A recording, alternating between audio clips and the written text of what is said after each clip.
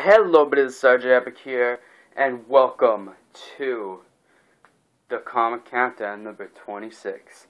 That was kind of weird, that pause there, but you know what? Let's go with it. Also, it is now summertime. We're like a few days in the summer now. This actually might only be the second day of summer. It's on. It's on. And the videos are coming, too. Well, I'm trying to. The videos are coming. I still got those free Funko Spotlights to do. And of course I have this comic countdown that I'm going to do right now. And you know what they say, nothing better than natural lighting. This is the first time in a while I've gotten to record during the day, because I have school and stuff. So I don't really get to record till evening/night usually. But look at this. Look at this wonderful sight. It's nice out. It's nice. Nice. It's a nice day outside, and it's summertime. Okay, that was not a good picture to show. Just like saw trash, but whatever. I don't think you guys saw anything, so that's fine. Anyway, yes, welcome to the Comic Countdown. If you don't know what the Comic Countdown is, it is a series, probably my favorite series, except maybe the comic hauls themselves, where I go through the books I got from my latest haul and rank them from my least favorite to my favorite. This lighting's weird. I never really get to record with natural light, and this is it's really glaring, like really glare. The glare is real. So I have 7 books today for you guys, and this is all from Comic Haul. These books are from Comic Haul number 56, and this is Comic Countdown number 26. Also, I actually have 2 more books that I got. Actually, I didn't get them. Somebody got them for me, and I don't have enough for one haul. Although I do also have a paperback. I actually have 3 paperbacks I haven't shown you guys. 2 Walking Deads and a whole different series. So I might have to find those 2 Walking Deads, and then I actually might make another comic haul video. Just because, or I'll have them, because I do want you guys to know. But anyway, I'll show you the books, and then we gotta get into the ranking quickly. So, we have the Uncanny Avengers, number 9. We have Deadpool, number 11. We have The Walking Dead, number 155, Tip of the Spear. We have Mockingbird, number 3, of 5 if it's still a limited series, which I think it is. Spider-Woman, number 7. We have All New All Different Avengers, issue number 10, going to the stars, going into space. And we have International Iron Man, issue number 3. So let's get into it. What is my number 7, you ask? What is my least favorite book of this haul? Usually it would be The Walking Dead, and it's not today, actually. The Walking Dead is higher than usual, because usually the past few books it's been the least favorite. But today it is All New All Different Avengers number 10. And I was actually never expecting to say this. I don't think this has ever been my least favorite. I was never expecting it to, because I've really enjoyed this series. I still enjoyed this issue. I was just a bit disappointed. I don't know. The beginning was really good. It started off good. Pretty funny material. Miles Morales was great. Then there's some areas in the middle where it kind of was and really, it didn't really catch my eye, and except for the Nadia stuff, the all different Wasp, that stuff somewhere in the middle with her and Jarvis, and then even Janet Van Dyne, that was cool. And then it kind of was until the very end where they revealed who our next villain is going to be, and I actually already forget. So it's actually here. While I do this, well, I don't want to talk too much. The new villain. The villain for this little story is going to be Annihilus. Yes, that's who it was, Annihilus. So, spoiler alert if you haven't read that. But I would go into the story more, but I might just do a recap and review for that. I don't know, we'll see. Anyway, moving on.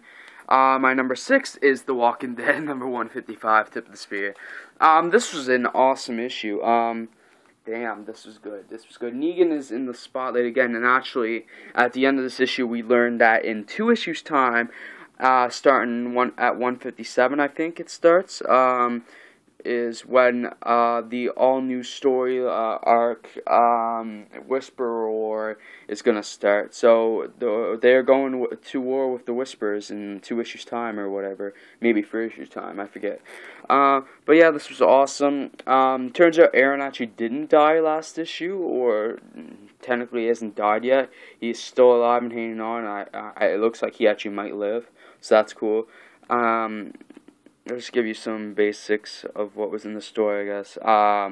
We got to see Andrea arguing with Rick some more, and she ended up saying he sounded like Negan for things he was doing. We got to see Negan and Alpha really got some more dialogue between each other, and it was just all around really good. So I'm just going to throw that over here, and I'm going to continue on. I'm actually going to put these in my boxes afterward, too. I didn't put the books from my last haul in here. Anyway, moving on with my number 5, we actually have Deadpool number 11 is my number 5. This is really good end to the Deadpool vs. Sabretooth storyline, and this was a really good issue. I know, it's kind of like, yes, finally this story is over. Next issue is the return of Deadpool 2099, and then the issue after that is a 4-part crossover in one something. It includes Iron Fist, Luke Cage, and Daredevil, I think, if I remember, with Deadpool. So yeah, that's cool. And then I think issue 14 is where the Civil War 2 story tie-ins, where the Civil War 2 tie-ins begin with Deadpool, either that or 15. No, I think it's 14, 15 is. But yeah, Civil War 2 is going to be taking over books here soon, so that should be interesting. Yeah, this was really good. Nice ending. We got to see Magneto in this issue also, saving Sabretooth and stuff like that. And it was just a funny issue, really good. I don't want to go into it too much because you might be getting a recap and review video. Those are going to be returning, I promise, especially with it being summer. But also, I am going to have other responsibilities, hopefully, coming up. So I got to take care of those, too. So I don't know how many uploads you're going to get during the summer. But hopefully, it'll be more than I usually get out. Should be, at least. Anyway, moving on to my number 4. It's going to be the Uncanny Avengers issue number 9. Also, I was kind of disappointed with All New All Different Avengers number 10. This video is going to be titled, Going Up. No, wait, yeah. This video is going to be Rank Up and Letdowns. Rank Ups and Letdowns. Because, actually, this Uncanny Avengers got a huge rank up here with being ranked number 4. Because I haven't read Uncanny Avengers in 2 issues, and I can't remember where number 7 was ranked. But I'm so glad to be reading Uncanny Avengers again, because this was such a good issue. This is the first part to the all-new story, The Man Who Fell to Earth. And this was awesome. And actually, who they were talking about, and who returned in this issue, somebody returned, spoiler alert, Hank Pym returned in this issue, who has bonded with Ultron now.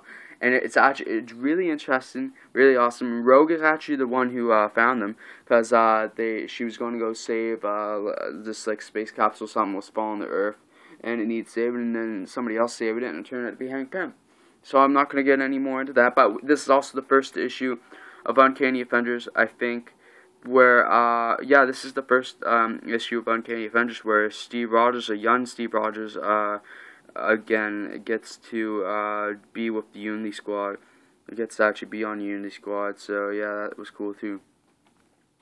Moving on to my number 3, which actually is another huge rank up, because Spider-Woman usually ranks on the lower side to middle ish in the rankings. It's usually in the middle to the lower side of the rankings usually.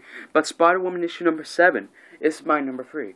This was an awesome issue. This got into alternate realities a lot. This is the part 6 of the Spider-Woman story, the Spider-Woman event. I think. I'm not sure. This is this is the part. This was because it said at the end of the issue. It concludes in Spider-Woman Omega, the one shot. So I think this was the last part of the story besides the finale issue, which is Spider-Woman Omega. I also don't have any of the Silker's Spider-Gwen issues for this story, but I might pick those up because I actually really enjoyed this story, the whole alternate reality stuff, and we get to see Jessie Drew, who is Earth 65, which is Spider-Gwen's Earth version of Spider-Woman. So it's Jessica Drew, and this whole story, this Spider-Woman story has been awesome. I just wish I had all the parts. I don't even have the beginning of it, which is Spider-Woman Alpha, which I might get, because I actually Spider-Woman Omega I know is in my pull list because I saw it last time. I didn't even ask for them to put it in, but it is. So I might have to search for Alpha just so I have Alpha and Omega, and I might pick up the Silk and Spider-Gwen issues at some point. I might even start those series. Like, I might try to get all the issues, because why not? Try them out. But, yeah, I just have so many issues on the go right now, and I'm trying to read some DC too, but I haven't got any yet, so it kind of sucks, but yeah, whatever. Anyway, moving on, this series will probably be getting recap and review videos eventually, because that'd be cool. We're down to my number 2, which will review my number 1. We have International Iron Man issue number 3 and Mockingbird issue number 3. Oh, I didn't even realize these are both number 3s. That's cool. They both start the same month. But the number 3 that has to take number 2 today in terms of ranking is actually both of these books so far have been number 1 each time in every haul they've been in. I think at every comic countdown, I think they've been number 1 so far. So either way, one has to lose today, and the one that's gonna sadly lose, and I really did enjoy this issue a lot, is Mockingbird issue number 3. Mockingbird has been an incredible series. It's actually up there. I read a lot of series. It's like, I don't know if it's top 5 necessarily. It's definitely top 10. It's probably somewhere like 6, 7 ranking, if not top 5. It could be top 5. I just need to look over the books I read. I have no clue anymore. But this is definitely a top 10 material book. Because you got to remember, I have a lot of books in my polls. Like, I have somewhere in the teens, I think, for a series in the polls now, or like it's somewhere around 10 different series in my poll list probably. It's probably not as many as I think it is. And then I have International Iron Man and Spider-Man / Deadpool, which that aren't in my pool, but I always get. And actually, I didn't even check for Spider-Man / Deadpool when I was there last, and I might be missing out on an issue if I don't go back soon enough to see if I can get it. But this was really cool. This dealt with more of some issues. Like, this had a little bit of sexism undertones, not really undertones, but just like some issues there. This dealt with young girls, like friggin' girls hitting puberty and girls that just randomly get powers and stuff. We saw this one girl, she can drain the color from people, whatever. I forget how that worked. This issue was really sciencey too, which I actually enjoyed. We got to see like how Mockingbird's background, how she always wanted to be a superhero, and how she was like a science geek and still does science. It's all cool. And this recap and reviews have to come back, because I can't talk about these. I can't talk about the story that much in the comic countdown because I don't have time. I only got 15 minutes for videos. Still, at least as far as I know, I actually haven't checked, because I can't check right now because I don't really have a device where I can check. I don't have a laptop right now to use, so I can manage my channel, because you can't really manage a channel from mobile devices, which sucks, but whatever. If I can make recap and review videos in 15 minutes, those will be returned, and I gotta see how it works. So I might have a test video or something. Anyway, moving on to my number 1, it is International Iron Man issue number 3. If you're not reading this fucking series, sorry to swear, but if you're not reading the series, pick it up. Pick up all 3 issues. If you have a series that maybe is being aired right now, or just you don't care as much about that you're reading regularly, pick this up instead. Like, put that behind for an issue or 2, and maybe get it later, but pick this up. Pick all 3 issues up, because this is awesome. This is the Iron Man series you need to be reading. Don't get me wrong, Invincible Iron Man has been great. We had that one issue, issue 6, that was kind of but it's been pretty great lately. But this is the Iron Man series you need to be reading. I like the art better in this book than in Invincible Iron Man, but that's a big part of it. But the story in this book is incredible. This is the Iron Man story that I need to be reading. And I'm a sucker for flashbacks that, like, really build the character and stuff, and just Cassandra Cain's a cool character, and this has been great. The flashback's awesome. Everything's great about it. Brian Michael Bendis, you are my favorite writer. Anyway, if you enjoyed this video, please leave a like, subscribe, comment, and even share if you want to.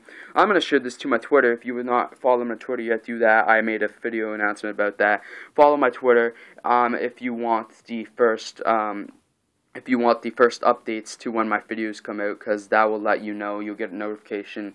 If you get notifications through Twitter and whatever, then that'll really help. But even not, if you go on Twitter a lot, you will see that I don't know if you can get notified for different people. But anyway, I'll see y'all later, and peace out.